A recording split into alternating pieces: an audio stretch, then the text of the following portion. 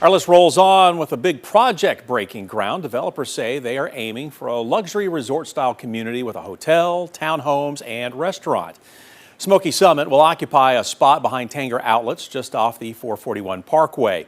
Developers hope to boost the local economy with more room for visitors who will be able to get around without their cars thanks to a trolley stop and by possibly upping the property values with townhomes priced at roughly $750,000.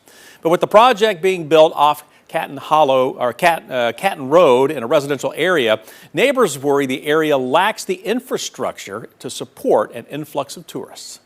Tourism is, that's our livelihood, for most people here. And so, I mean, growing is not necessarily a bad thing, but putting it in a residential neighborhood where there's no access to the resort from the parkway is really the big concern. It's not necessarily the development or anything like that. It's just you have to come through a residential neighborhood to be able to get into the resort. That's really where the problem was. That was the whole purpose of it. We wanted to go with a luxurious resort. That way, with the project, our neighbors get benefited indirectly. It's a huge development and a lot of moving parts to tie up. But we expect about 2.5 years we should be done with the project, the whole project. Developers hope to have the townhomes completed by this fall. Neighbors tell us they are also pushing for more infrastructure like adding speed bumps to the roads. New development tonight in a big investigation we've been telling you about. Knox County trustee Justin Biggs' office facing scrutiny. Knox County's internal auditor confirms in a message to county commissioners the investigation is looking into questionable spending and overarching control deficiencies in the trustee's office.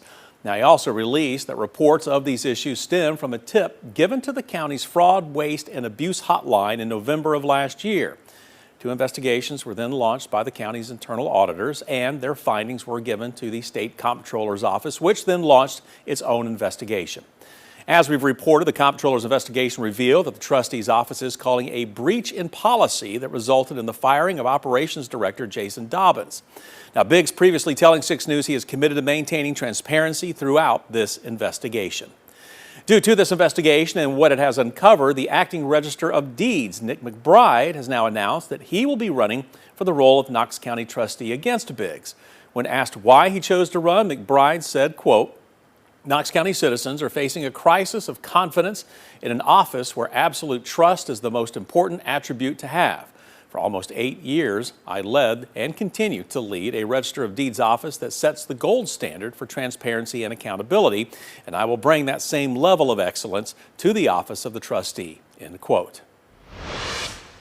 Well, a driver has been charged with driving under the influence after a crash overnight left 1 person dead. Investigators say the crash happened when another car was turning left into a store into the path of a Jeep. Now, the passenger in the Jeep was ejected and died on the scene. The driver of the Jeep, 22-year-old William Gavigan, was taken to the hospital. Police say he has been arrested for driving under the influence. The driver of the other vehicle refused to be taken to the hospital.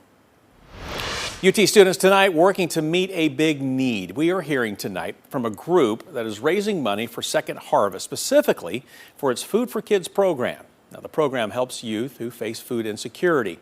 The impact of this program is significant. One UT student that we spoke with says the program serves over 15,000 children across nearly 300 schools. The fundraiser comes as just last week we gave you a glimpse at the empty shelves at Second Harvest due to recent federal funding cuts. Their Food for Kids program is the most expensive program at Second Harvest because it's so important for so many kids. With everything going on with inflation and everything, it's a lot harder to collect food, and the money gets kind of cut in half. So far, the group has raised nearly $1,200 for Second Harvest. The students are raising money until May 7th. TVA again gunning for big bucks to bring the future of nuclear energy to East Tennessee. The utility has reapplied now for an $800 million grant from the Department of Energy to help build a small modular reactor along the Clinch River. Now, TVA already applied for the grant in January of this year, but soon after, the DOE updated the grant's criteria and told all applicants they'd have to reapply.